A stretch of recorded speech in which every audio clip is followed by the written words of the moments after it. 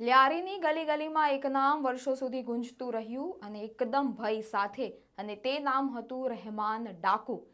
Film ધુરંધરમાં દેખાડેલા પાત્ર કોઈ કાલ્પનિક નહીં પરંતુ વાસ્તવિક દુનિયાનો ગેંગસ્ટર હતો, જે પડદા પર દેખાડેલી પણ વધારે ખતરનાક માનવામાં આવે છે. 1975માં લ્યારીમાં જન્મેલો સરદાર અબ્દુલ રહેમાન બલોચ બાળપણથી જ ગુનાઓની વચ્ચે મોટો થયો અને તેના પિતા અને કાકા ડ્રગ્સની હેરાફેરી કરતા હતા. કહેવાય છે કે 13 વર્ષની ઉંમરે તેણે પ્રથમવાર એક માણસને છરી મારી હતી અને ત્યારબાદ ફક્ત 15 વર્ષની ઉંમરે પોતાની જ માતાની હત્યા કરી.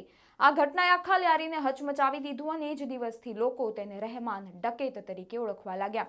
1990ના દાયકામાં તે હાજી લાલુ ગેંગમાં જોડાયો અને જ્યારે લાલુની ધરપકડ થઈ ત્યારે માત્ર 21 વર્ષની ઉંમરે જ રહેમાન આખા સિન્ડિકેટનો વડો બન્યો.